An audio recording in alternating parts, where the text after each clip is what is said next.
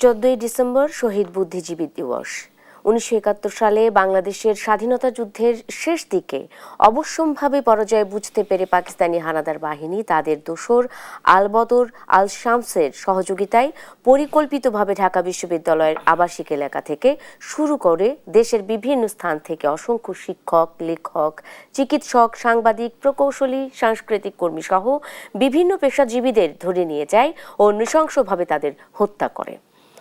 সেই সময় রায়েরবাজার, মিরপুর সহ দেশের বিভিন্ন অঞ্চলের অসংখ্য বধ্যভূমি বুদ্ধিজীবী হত্যাকাণ্ডের জীবন্ত সাক্ষী হয়ে আছে মুক্তিযুদ্ধের ইতিহাসে। সকল শহীদ বুদ্ধিজীবীর প্রতি শ্রদ্ধা জানিয়ে শুরু করছি আজকের আর কাবেল নিবেদিত দেশ সন্ধ্যা। আমি সোনিয়া হক আপনাদের সাথে আছি এবং আমার সাথে আজকে যে বিষয়টি সেটি হচ্ছে শোক, নিরাপত্তা এবং নির্বাচন, এবং এই বিষয়টি নিয়ে কথা বলতে আজকে আমাদের সাথে যুক্ত হয়েছেন মেজর অবসরপ্রাপ্ত আহমেদ ফেরদৌস, নিরাপত্তা বিশ্লেষক, এবং আমার সাথে যুক্ত হয়েছেন রাশেদ খান, সাধারণ সম্পাদক, গণ অধিকার পরিষদ। দুজনকেই স্বাগত জানাচ্ছি আজকের অনুষ্ঠানে। এবং যেমনটা বলছিলাম, আলোচনাটা শুরু করতে চাই শোক অর্থাৎ শহীদ বুদ্ধিজীবী দিবসের যে শোক আমরা পালন করি কিংবা প্রতি বছর আসলে আমরা এই 14ই ডিসেম্বরে শহীদ বুদ্ধিজীবীদের স্মরণ করি, তাদের প্রতি আমরা ফুল নিবেদন করি বা শ্রদ্ধার্ঘ নিবেদন করি। আসলে যে কাঙ্ক্ষিত যে বিষয়টি, মানে এই সব কিছুর পেছনে যে বিষয়টি লুকিয়ে আছে, আমি শুরুটাই আজকে করতে চাই আহমেদ ফেরদৌস আপনাকে দিয়ে। ইতিহাস কি বলে আসলে জেনোসাইড, মানে জেনোসাইডের একটা অংশই তো বুদ্ধিজীবীদেরকে হত্যা করা। মানে সকল দেশে আমরা যেসব দেশে জেনোসাইড দেখেছি সেসব দেশে শ্রেণী বিশেষে শুধুই যে অধ্যাপকদেরকে, শিক্ষকদেরকে হত্যা করা হয়েছে তা না, বিভিন্ন সৃষ্টিশীল মানুষকে। কিন্তু এটা একটা কৌশল। এটা কি ধরনের কৌশল? আসলে আমি সেই কৌশলটা জানতে চাই যে এটা কি ধরনের কৌশল। এটা মানে থ্যাংক ইউ সোনিয়া। আমার প্রিয় একজন মানুষ রাশেদকে দেখতে পেয়ে ভালো লাগছে, এবং আপনার শ্রোতাদেরকে সালাম, এবং যারা বুদ্ধিজীবী নিহত হয়েছেন তাদের এবং তাদের পরিবারের প্রতি বিনম্র শ্রদ্ধা।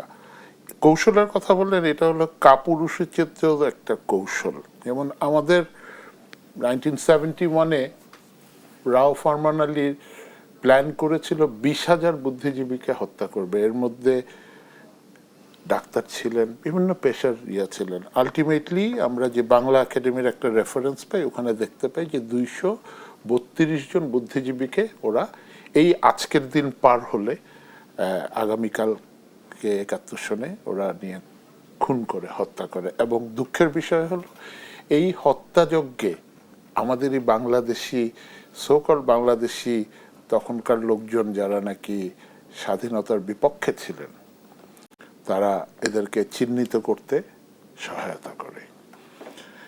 এই একটা জাতিকে পরিকল্পিতভাবে যখন পাকিস্তান বুঝে গিয়েছিল যে পাকিস্তান আর স্বাধীন রাখতে পারবে না, সো পাকিস্তান আর্মির বা পাকিস্তান প্রশাসন ওরা এই কিলিংটা করে। এবং দেখেন, এই বুদ্ধিজীবীদের মধ্যে জহির রায়হান বলেও আমাদের একজন বিখ্যাত চলচ্চিত্রকার ছিলেন, এবং আমরা খুব দুঃখের সাথে জানাচ্ছি যে জহির রায়হানকে কিন্তু স্বাধীন বাংলাদেশে খুন করা হয়, মানে গায়েব করে দেওয়া হয়।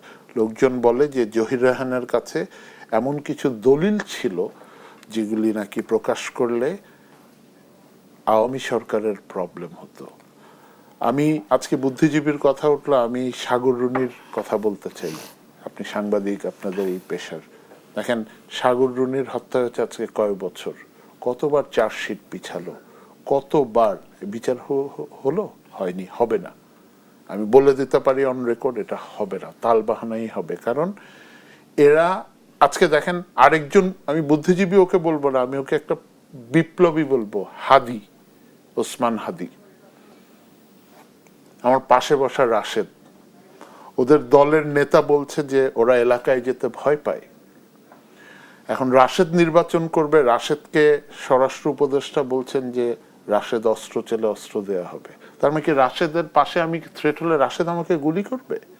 তাহলে বাংলাদেশের রাষ্ট্রের 18 কোটি জনগণ তো এখন নিরাপত্তাহীনতায় ভুগছে। তা আপনি কি 18 কোটি অস্ত্র লাইসেন্স দেবেন? তারপর কি বাংলাদেশকে গণযুদ্ধে ফেলে দেবেন?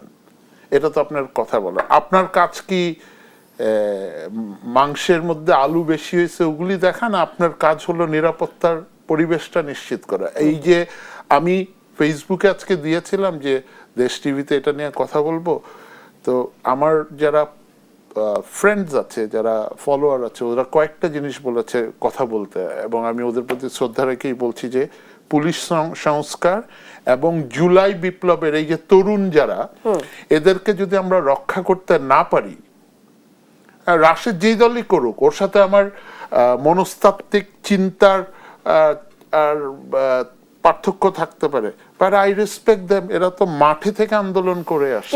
কিন্তু একটা ইস্যুতে গিয়ে তো তার সাথে আপনার মনের ইচ্ছাটা তো মিলে যায়, সেটা হলো দেশের প্রশ্নে আমরা একসাথে রাস্তায় আমরা আন্দোলন করেছি। আমি আবার ফিরবো আহমেদ ফেরদৌস, নিরাপত্তার বিষয়টি নিয়ে আপনি কথা তুলেছেন, আমি অবশ্যই নিরাপত্তার বিষয়টি নিয়ে কথা বলতে চাই, কিন্তু তার আগে আমি একটু রাশেদ খানের কাছে শহীদ বুদ্ধিজীবী দিবস বিষয়টি নিয়ে কথা বলতে চাই।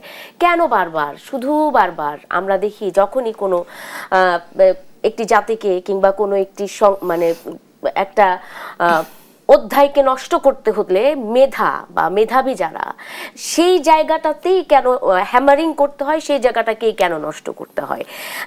এই শহীদ বুদ্ধিজীবী দিবস তো আমরা এভাবেই পালন করে আসছি প্রতি বছর। আমরা বলি কি জাতিকে মেধাশূন্য করার জন্য জাতির উপরে এক ধরনের আক্রমণ, মেধার উপর আক্রমণ। এটা কেন, মেধাটাকে কেন সবসময় শেষ করে দিতে হয়? রাশেদ খান, আপনার কি মন্তব্য? ধন্যবাদ। আজকে শহীদ বুদ্ধিজীবী দিবস, আমাদের শহীদদের প্রতি জানাই শ্রদ্ধা, ভালোবাসা, এবং আল্লাহর কাছে দোয়া করি আল্লাহ যেন তাদেরকে জান্নাতবাসী করেন।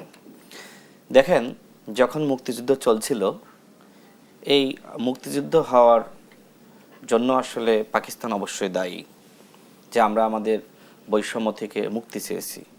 অন্যদিকে ভারতের একটি প্ল্যান ছিল পাকিস্তানকে দুর্বল করা। এটা তো সত্য, আমাদের প্রয়োজন ছিল, কিন্তু ভারত যে আমাদের এই প্রয়োজনে তারা আমাদের সহযোগিতা করেছে, বিষয়টা এরকম না। বিষয়টা যে ভারতের আরো বেশি প্রয়োজন ছিল। তারা পাকিস্তানকে বিভক্ত করলো, আমরা একটি স্বাধীন রাষ্ট্র হিসেবে আমরা মর্যাদা লাভ করলাম। ঠিক আছে, এতটুকু ঠিক আছে, কিন্তু এরপরে কি হলো? এরপরে বাংলাদেশের অনেক সম্পদ ভারতের যারা ছিল ওই সময়ে বাংলাদেশে, তারা লুট করে ভারতে নিয়ে গেল, যেটা মেজর জলিল থেকে শুরু করে অনেক মুক্তিযোদ্ধা বলেছে।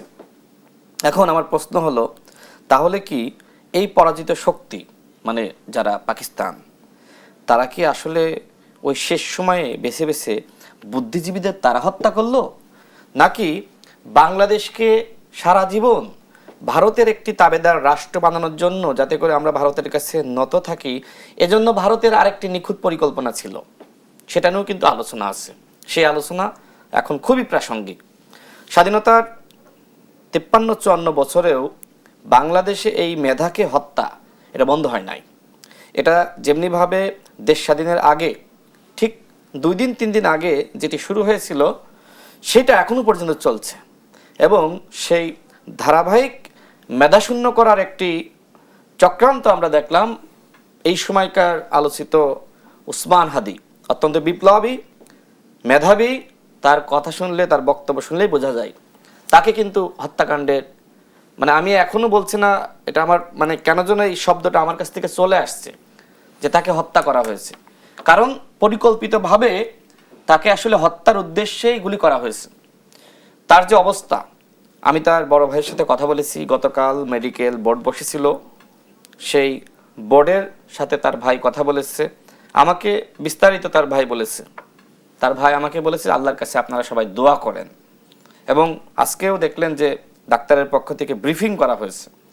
হাদি আমাদের মাঝে যদি ফিরেও আসে, তিনি সেই অগ্নিঝরা কণ্ঠে বাংলাদেশে আর কথা বলতে পারবেন না, ভারতের আধিপত্যবাদের বিরুদ্ধে কথা বলতে পারবেন না, আওয়ামী ফ্যাসিজমের বিরুদ্ধে কথা বলতে পারবেন না।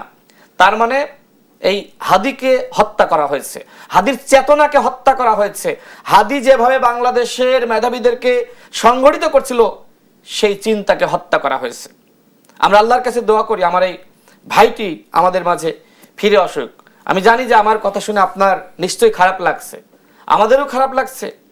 আজকে হয়তো দেখতে পাচ্ছেন যে আমার হাজারো ভাই, হাজারো মা, হাজারো বোন আজকে হয়তো অশ্রুসিক্ত, কিন্তু আমরা কিন্তু প্রকৃতপক্ষে আমাদের হৃদয়ের মধ্যে এখনো পর্যন্ত সেই ধরনের বলা যায় যে বিপ্লবী চেতনা, যে ওই ফ্যাসিবাদ যারা পরিকল্পিতভাবে আমার ভাইকে হত্যার উদ্দেশ্যে গুলি চালিয়েছে, ওদের যেখানে পাওয়া যাবে সেখানেই প্রতিহত করতে হবে। আমরা যেভাবে গণ অভ্যুত্থানের সময় ওই ফ্যাসিবাদকে প্রতিহত করেছি, আমার মনে হয় যে এই পরবর্তীতে 16 মাসে সেই জুলাইয়ের চেতনা, আমাদের সেই জুলাইয়ের শক্তিকে দুর্বল করেছে ডক্টর মোহাম্মদ ইউনূস এবং তার নেতৃত্বাধীন উপদেষ্টা পরিষদ। আওয়ামী লীগের, আমি একটু শেষ করি, আওয়ামী লীগের যারা মাফিয়া, সন্ত্রাসী, যারা অপরাধী, যারা 16 বছরে গুম করেছে, খুন করেছে, যারা এই ধরনের অপরাধের সাথে যুক্ত, তাদেরকে বেছে বেছে এই সরকার গ্রেপ্তার করে নাই। আমরা দেখেছি যাদেরকে জামিন দিয়ে দিচ্ছে। হ্যাঁ, আমরা দেখেছি বরং উল্টো তাদেরকে জামিন দেওয়া হয়েছে। এই যে কিলার, ওকে তো কিলার বলতে হবে তাই না, এই খুনি, সে আমার ভাই হাদিকে গুলি চালিয়েছে, সে কিন্তু কারাগারে ছিল। এই জুলাই গণ অভ্যুত্থানের পরে গ্রেপ্তার হয়েছিল।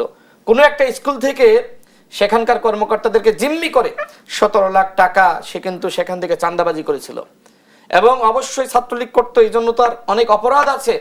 সে এই যে স্বরাষ্ট্রমন্ত্রী কামালের সন্ত্রাসী ছিল, তো হ্যাঁ নানক এবং কামালের, তো এই সন্ত্রাসী বাহিনীকে দিয়ে আমার ভাইকে হত্যা করা হয়েছে। সে জামিন কিভাবে পেল সেটা তদন্ত করতে হবে, এবং একই সাথে এরকম আরো দোসররা কিভাবে জামিন পাচ্ছে। আজকে বিচার শেষ হওয়ার আগে যদি এদেরকে জামিন দিয়ে দেন, তাহলে কিন্তু আমার ভাই হাদি আজকে হয়তো সে হাসপাতালের বিছানায় মৃত্যুর সাথে পাঞ্জা লড়ছে।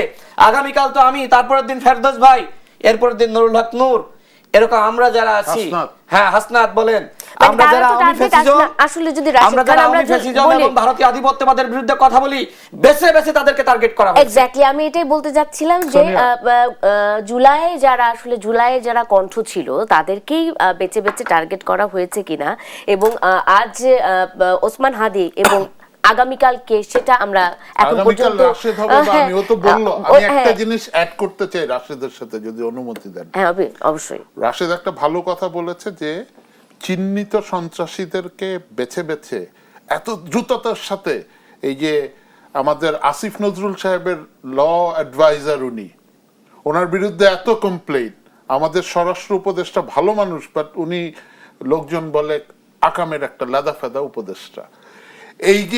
এই যে দ্রুততম সময় যেসব চিহ্নিত অপরাধীদের ছেড়ে দিলেও, আজকে অপারেশন ডেভিল হান্টের মাধ্যমে আপনি কি এদেরকে আনতে পারবেন? আমাদের ওই সামর্থ্য আছে নাই।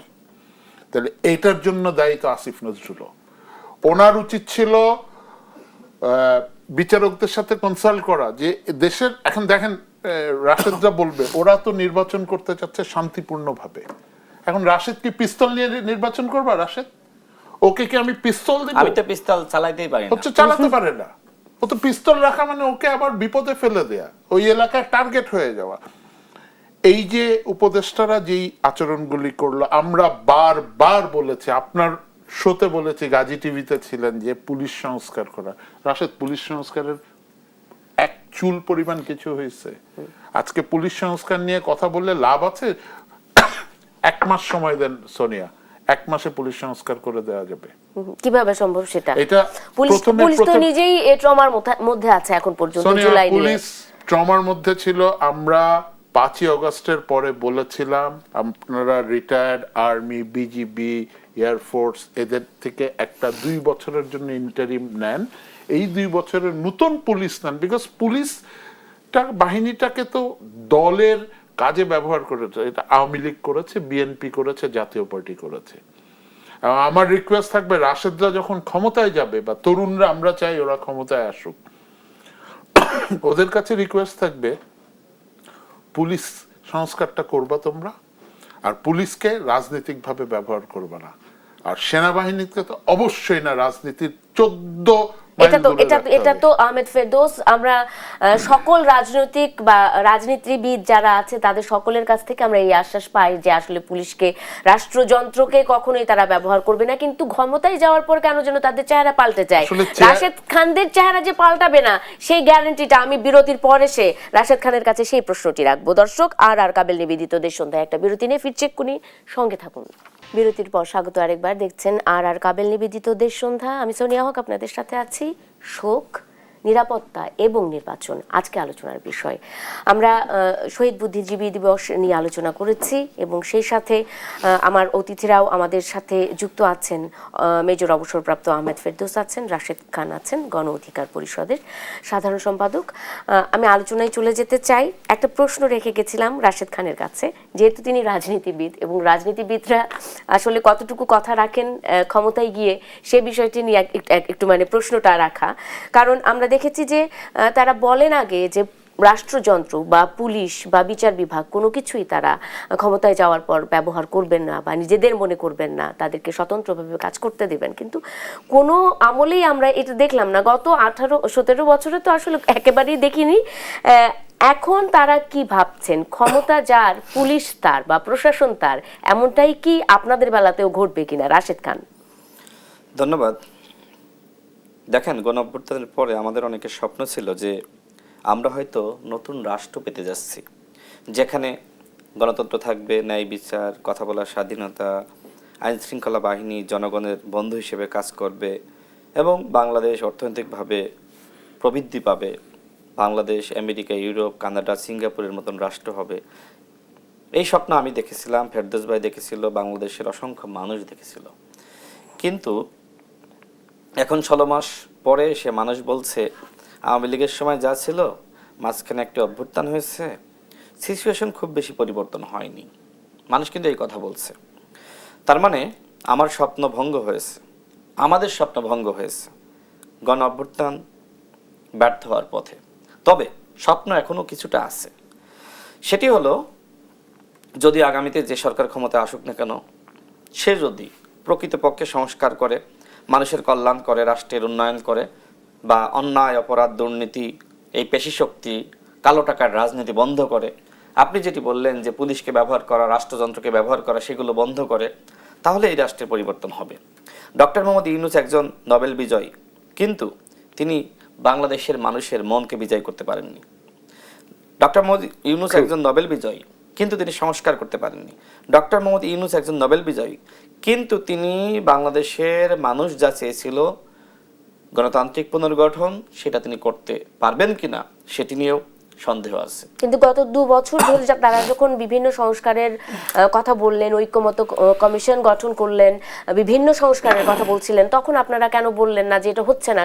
আপনারা বারবারই বলা হয়েছে, আপনার সাথে অনেকগুলো শোতে আমি ছিলাম, আপনি যখন ছিলেন না তখনও এই দেশ টিভির অনেক শোতে আমি বলেছি যে এই সরকারের যারা মাজাভাঙ্গা উপদেষ্টারা, তাদের মাধ্যমে এই দেশের কোনো পরিবর্তন হবে না। দেখেন, এই যে স্বরাষ্ট্র উপদেষ্টা একজন অত্যন্ত সহজ সরল বালক, আমি তাকে বালক বলছি কারণ তার আচরণগুলো ঠিক বালকের মতন। তিনি বালক সুলভ কথাবার্তা বলেন। যখন পেঁয়াজের মানে আইন শৃঙ্খলা পরিস্থিতি নিয়ে প্রশ্ন করে সাংবাদিক ভাইয়েরা, তখন তিনি পেঁয়াজের দামের কথা বলেন। হ্যাঁ, ঠিক আছে, তিনি পেঁয়াজের দামের কথা বলতে পারেন, কিন্তু যে প্রশ্ন করা হয়েছে ওই প্রশ্নের উত্তর তিনি কেন দিলেন না? উসমান হাদি, তাকে এইভাবে হত্যার উদ্দেশ্যে গুলি করা হয়েছে, এখনো পর্যন্ত যারা এর সাথে সরাসরি সম্পৃক্ত কাউকে গ্রেপ্তার করতে পারে নাই। এখনো পর্যন্ত এই ঘটনার পিছনে কি আছে বের করতে পারে নাই। এখনো পর্যন্ত এই ছেলেগুলো যারা হত্যার সাথে সম্পৃক্ত, এই খুনিরা, মানে হত্যা আমার কেন যেন চলে আসতেছে আমি নিজেও বুঝতেছি না। মানে ঘটনাটা হত্যার উদ্দেশ্যে ঘটনা হয়েছে, আমি আগে বলেছি, মিস্টেক হচ্ছে, এটা আমার নিজের অজান্তে। না না, এটা it is a killing, it is a plan killing. হ্যাঁ, সেটাই, আমি আমার নিজের অজান্তেই আসলে আমি এই জিনিসটা নিজের ভিতর থেকে চলে আসছে। কারণ আমি যতটুকু শুনেছি যে হাদি, উসমান হাদি আমাদের মাঝে কতটুকু ফিরবেন সেই সম্ভাবনা ক্ষীণ। যদি আল্লাহর কোনো রহমত নাজিল হয়, তিনি আমাদের মাঝে ফিরে আসবেন। এর বাইরে বাংলাদেশের যে চিকিৎসা ব্যবস্থা, এমনকি এই মুহূর্তে তাকে দেশের বাইরে নিয়ে যাওয়ার অবস্থাও নাই। আমার কাছে একজন প্রস্তাব দিয়েছিল যে তার পরিবারের পক্ষ থেকে এ ধরনের সম্মতি আছে কিনা দেশের বাইরে নিয়ে গিয়ে উন্নত চিকিৎসা করা। তো আমি গতকালই এই প্রস্তাব পেয়ে আমি তার বড় ভাইয়ের সাথে কথা বলেছি।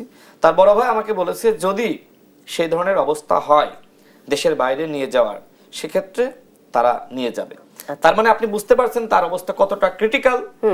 তিনি মানে ভেন্টিলেশনে রয়েছেন, তিনি নিজে শ্বাস প্রশ্বাস নিতে পারছেন না, কৃত্রিমভাবে এটা কিন্তু নিতে হচ্ছে। আর ব্রেইন ড্যামেজ হ্যাঁ, তো মানে কতটা বাজে অবস্থা। জি এক্স্যাক্টলি, তার ব্রেন কাজ করছে না। ওই হাদির গলা তো আর শুনবো না। না, এটা তো শোনা যাবে না। তো আমি যে কথা বলছিলাম শেষ করি। দেখেন, এই যে স্বরাষ্ট্র উপদেষ্টা তিনি আমাদের নিরাপত্তা নিশ্চিত করতে পারেননি। এখন বলছে যার বন্দুক লাগবে, মানে ওইটাকে কি যেন বললো, এইটাই, হ্যাঁ, এটা নিয়ে কথা বলবো রাশেদ খান। আসলে আপনাদেরকে প্রোটোকলের দেওয়ার কথা বলা হয়েছে, এবং এই অবস্থায় আসলে আমার কাছে এই অংশে একেবারে সময় কম, আমি শুনে যেতে পারবো কিনা জনাব আহমেদ ফেরদৌস আপনার কাছে এই যে বিষয়টি, যে অভ্যুত্থান ব্যর্থ হওয়ার পথে এমন একটা শব্দ কিন্তু, বাক্য কিন্তু উচ্চারণ করে ফেলেছেন অলরেডি রাশেদ খান। আপনার কাছে কি মনে হয় যে আসলে কি অভ্যুত্থান ব্যর্থ হওয়ার পথে এতগুলা, এই যে 1,500-এরও অধিক মানুষ, তাদের রক্ত, এটি ব্যর্থ হওয়ার পথে, এরকম আসলে শুনতেও একটু কষ্ট হয়। একটা বিরতির পরে এসে শুনি আপনার কাছে আহমেদ ফেরদৌস। একটা বিরতি নেই, আর কাবেল নিবেদিত দেশ সন্ধ্যার সঙ্গে থাকুন। বিরতির পর স্বাগত আরেকবার, দেখছেন আর কাবেল নিবেদিত দেশ সন্ধ্যা। সোনিয়া হক আপনাদের সাথে আছে। আলোচনায় ফিরতে চাই। একটি প্রশ্ন রেখে গেছিলাম মেজর অবসরপ্রাপ্ত আহমেদ ফেরদৌস আপনার কাছে। রাশেদ খান যেমনটা বলছেন যে ঠিক এই যে জুলাইয়ের যারা কণ্ঠ ছিল, মূল কণ্ঠ, তাদের উপরে টার্গেট করে হামলা, এবং ওসমান হাদি একজন, তাদের মধ্যে একজন, একেবারেই জীবন এবং মৃত্যুর মাঝখানে তিনি লড়াই করছেন। গণ অভ্যুত্থান কি ব্যর্থ হওয়ার পথে? আপনার কি মনে হয় জনাব ফেরদৌস, একটু যদি সংক্ষেপে বুঝিয়ে বলতেন। Thank you Sonia. আমি গণ অভ্যুত্থান শব্দটা একটু আমার অ্যালার্জি আছে, আমি এটাকে বিপ্লব বলতে চাই। কারণ আসলে এই রাশেদের মতো ওরা তরুণদের ডাকে কিন্তু সাধারণ জনগণ মাঠে আসছিল। আর বিপ্লবটা ব্যর্থ আমি বলতে চাই না এই কারণে, এটা ট্রান্সলেশনের একটা মিস্টেক, ভুল। কিরকম? মানে দেখেন, মানুষ বিপ্লবে আসে কারণ মানুষের ইচ্ছা, এটাকে আমরা বলি জনগণের অভিপ্রায়, জন অভিপ্রায় এইটা, এবং এই বিপ্লবটা চলমান। কিভাবে চলমান? দ্য বেস্ট এক্সাম্পল ইজ হাদি। কারণ হাদির কণ্ঠরোধ বা রাশেদের কণ্ঠরোধ বা হাসনাতের কণ্ঠরোধ বা এরকম তরুণ যারা প্রজন্ম, এদের কণ্ঠরোধ করতে পারলেই কিন্তু আপনার পুরানো ফ্যাসিস্ট রেজিমটাকে চলমান রাখা যাবে। পুরানো ফ্যাসিস্ট রেজিম চলমানের জন্য দায়ী কারা? ডেফিনেটলি ইউনূস স্যারকে দায়িত্ব নিতে হবে। আমি যদি স্বরাষ্ট্র উপদেষ্টা হতাম, আমার যদি সামান্যতম লজ্জা থাকতো, উনি ভালো মানুষ স্যার, আপনি দয়া করে স্যার পদত্যাগ করেন স্যার, দয়া করে পদত্যাগ করেন স্যার, আপনার ভালো মানুষই দিয়ে স্যার হাদির মতো ছেলে মরে যাক। কালকে আমি যদি এসে শুনি কয়েকদিন পরে রাশেদ গুলি খেয়ে মারা গেছে, এই দায় কে নেবে? আপনি রাশেদ আমাকে দেখালো, অনেকে দেখাচ্ছে ভাইয়া আমাকে থ্রেট করতেছে, মেরে ফেলবে। আপনি আমাকে একটু আগে দেখালেন যে আপনাকে এরকম কথা বলার জন্য। তো why should we loose? State has failed. এই স্টেটে এই অবস্থার জন্য 5ই আগস্টের পরে ইউনূস স্যারকে আমরা ম্যান্ডেট দিয়ে বসাইছিলাম, এটার জন্য না। ওনার উপদেষ্টাগুলি যা হইছে হইছে। এখনো এর আগে এই গভর্নমেন্ট বলতেছিল নির্বাচন দিলেই সব ঠিক হয়ে যাবে। তফসিলের 24 ঘন্টার ঠিক হওয়ার নমুনা আমরা দেখতে পারলাম। আচ্ছা দেখেন, আরেকটা জিনিস আমাদের সবাইকে বুঝতে হবে যে এটা জনগণও হয়তো কম বুঝে, বা আমি বিনয়ের সাথে বলছি, আপনারা মাইন্ড করবেন না। রাষ্ট্র আর সরকারের পার্থক্য কিন্তু state and government is not equal. এখানে সরকার ব্যর্থ হয়েছে কারণ এই সরকার জনগণের ইচ্ছাগুলিকে অ্যাড্রেস করেন। আপনারা বিরতিতে বলতেছিলেন কমিশনের কথা। কমিশনের আউটকাম কি? বড় বড় দুইটা অশ্বডিম্ব। আপনি আমাকে বলেন কোন কমিশনটা সাকসেসফুল? আমি ইউনূস স্যারকে খুব রেসপেক্ট করি, একটা বলতে পারি যে হাসিনার বিচারের রায়টা উনি দিতে পারছে। এছাড়া দৃশ্যমান কোনো আউটপুট আছে রাশেদ? ওরা বলবে, ও রাশেদের সময়ও বলবে। আর লাস্ট পয়েন্ট আমার হলো, দেখেন এই হাসিনার ইয়াটা কিন্তু একটা রেজিম চেঞ্জ হয়েছে, একটা কু হয়েছিল, জাস্ট রেজিম চেঞ্জ হয়েছে। বাট এই আনলাইক নেপাল অ্যান্ড শ্রীলঙ্কা, আমরা কিন্তু ওদেরকে ফ্যাসিস্টদেরকে সরাতে পারি না। সো আমাদের সামনে নির্বাচনের আগ পর্যন্ত খারাপ দিন। আমরা চাই জনগণ সচেতন হোক, আমরা চাই রাজনীতিবিদরা, রাশেদের মতো রাজনীতিবিদ বা সবাইকে বলছি, আপনারা দয়া করে 24শে জুলাইয়ের আগে যেই চেতনা ছিল একতা, আপনাদের ঐক্য ধরে রাখা, ঐক্য ছাড়া আসলে কোনো নিরাপত্তাই কাজে দেবে না, এমনটাই বলা হচ্ছে। কেউ পারবেও না, এই রাষ্ট্র এমনটাই বলা পারবে না। হচ্ছে, এমনটা বলা হচ্ছে। আহমেদ ফেরদৌস, ধন্যবাদ, অসংখ্য ধন্যবাদ। আমি একটু চলে যেতে চাই রাশেদ খানের কাছে। ফ্যাসিস্টের কথা বলা হচ্ছে, শেখ হাসিনার কথা বলা হচ্ছে, হাসিনার কথা বারবার বলা হচ্ছে যে এই অন্তর্বর্তীকালীন সরকার হাসিনার মৃত্যুদণ্ড দেয়া ছাড়া আসলে সাকসেসফুল আর অন্য কোনো কাজ করতে পারে নাই। আওয়ামী লীগকে তো পুনর্বাসনেরও অনেক রকমের চেষ্টা চলছে। এটা কি আপনারা বুঝতে পারছেন? আপনারা কি সেটা রিয়েলাইজ করতে পারছেন? দেখেন, আমি তো শুরু থেকে বলে আসছি যে এই সরকার, আওয়ামী লীগের যে পুনর্বাসন হচ্ছে এর জন্য সরকারকে দায় নিতে হবে। এই যে 16 বছরের তৈরি করা যে ফ্যাসিবাদী সিস্টেম, সেই সিস্টেমটা এখনো পর্যন্ত বহাল রয়েছে। এই সিস্টেমটা কার দোষে বহাল থাকলো, এর দায় ডক্টর মোহাম্মদ ইউনূসকে নিতে হবে, তার উপদেষ্টা পরিষদকে নিতে হবে। এই সচিবালয়ে দেখেন যারা হাসিনার সুবিধাভোগী তাদের পরিবর্তন হয়েছে। 14, 18, 24 সালের নির্বাচনে যারা দায়িত্ব পালন করেছে, ডিসি, এসপি, ইউনো, তাদের কোনো পানিশমেন্ট হয়েছে? হ্যাঁ, দায়িত্ব অনেকে বাধ্য হয়ে করেছে, আবার অনেকে অতি উৎসাহী হয়ে হাসিনার দোসর হিসেবে হাসিনাকে ফ্যাসিস্ট বানাতে সহযোগিতা করেছে। তাদের তো পানিশমেন্ট দিতে পারতেন, যারা বাধ্য হয়েছে সেটা আলাদা কথা। বাধ্য মানে কি, একটা জিনিস আছে না, অপরাধ করতে বলছে আমি করলাম না, আমি সিস্টেমে একটু অ্যাভয়েড করলাম, করা তো যায়, আমরা তো এতটুকু বুঝি। যারা অপরাধ করেছে যেমন বিপ্লব, মেহেদি, হারুনের মতন পুলিশে যারা গং ছিল, কেউ কেউ পালিয়েছে, অনেকে বহাল তবিয়তে। পুলিশের সংস্কার আসলে তো হয়নি, কোনো বাহিনীর সংস্কার হয়েছে, এরপরে আপনার কোনো দপ্তর সেক্টর এর সংস্কার হয়েছে। আপনি নির্বাচন কমিশনে শুধুমাত্র নির্বাচন কমিশনারগণ তাদের পরিবর্তন করেছেন, কর্মকর্তাদের খুব বেশি পরিবর্তন হয়েছে, শুধুমাত্র সচিব, বাকিরা কি এই 14-18 নির্বাচনের সাথে জড়িত ছিল না? তার মানে কি, তার মানে আপনি কোনো কিছু পরিবর্তন করতে পারেন না। শুধুমাত্র গণঅভ্যুত্থানের পরে ডক্টর ইউনূস এবং তার কয়েকজন উপদেষ্টা এসে তারা মন্ত্রীপাড়ায় বাড়িতে থাকলো, তারা 2-1 উপদেষ্টা কাজ করেছে, এটা সত্য, 2-1, সংখ্যাটা খুব কম, এবং অধিকাংশ উপদেষ্টা কাজ করেনি বা অযোগ্যতার কারণে কাজ করতে পারে নাই। আমি আরেকটা কথা বলে শেষ করি, সময় যেহেতু কম। আমি দেখছি ফেসবুকে একটা লিস্ট মানে ঘুরে বেড়াচ্ছে, সেখানে দেখলাম 6 নম্বর তালিকা, সেখানে আমার নাম রয়েছে। উসমান হাদির পরে আর কাদেরকে টার্গেট করা হয়েছে, এর মধ্যে আমার নাম 6 নম্বরে। 1 নম্বরে আসিফ মাহমুদ, সজীব ভুইয়া, হাসনাত আব্দুল্লাহ, আসাদুজ্জামান, ফুয়াদ ভাই, এরকম অনেকের নাম, মানে যারা জুলাইয়ে ছিল, হ্যাঁ জুলাই যারা ভূমিকা রেখেছে বা যারা এই দেশে আন্দোলন সংগ্রাম করেছে, বেছে বেছে তরুণদেরকে টার্গেট করা হয়েছে। সিনিয়র পলিটিশিয়ান কারণ নাম নাই, কারণ সিনিয়র পলিটিশিয়ানরা তাদের অধিকাংশই, কেউ বলে অধিকাংশই ভারতীয় আধিপত্যবাদের বিরুদ্ধে কথা বলে না। তারা এই 16 বছরের যে আওয়ামী ফ্যাসিবাদ তার বিরুদ্ধে কথা এখন আর বলে না, ভোটের রাজনীতির কারণে। কিন্তু আমরা যারা হাসিনার দ্বারা ভুক্তভোগী, আমি কিন্তু হাসিনার বিরুদ্ধে কটূক্তি করার মামলায় কিন্তু আমি জেলে গিয়েছিলাম, মানে একদম হাসিনার আমলে 2018 সালে। ওই সময় আমি বলেছিলাম যে এটা কি কারোর বাপের রাষ্ট্র, ওই সময় বলেছি 18 সালে। তার মানে আমরা কতটা নিপীড়নের শিকার হয়েছি, ওই কথা বলার কারণে আমরা তো 24 সাল পর্যন্ত নিপীড়নের শিকার হয়েছি। অসংখ্য ধন্যবাদ। আমরা 10 সেকেন্ডে শেষ করি। এখন আমাদেরকে নিরাপত্তা কে দেবে?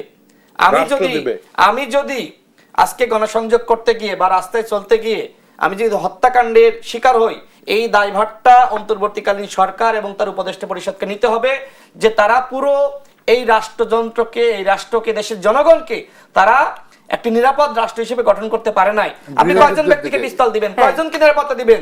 সুতরাং এই রাষ্ট্র সিস্টেমকে নিরাপদ করতে হবে। তারা যদিও প্রোটোকলের কথা বলছে বারবার, নিরাপত্তা প্রোটোকল তাদের আপনাদেরকে সরবরাহ করবে, কতটুকু করবে সেটা নিশ্চয়ই আমরা দেখব। অবশ্যই নিরাপদে থাকবেন যেখানেই থাকবেন। অসংখ্য ধন্যবাদ রাশেদ খান এবং মেজর অবসরপ্রাপ্ত আহমেদ ফেরদৌস, আপনাদের দুজনকে ধন্যবাদ জানিয়ে শেষ করতে চাই আর কাবেল নিবেদিত আজকের দেশ সন্ধ্যা। ধন্যবাদ সবাইকে।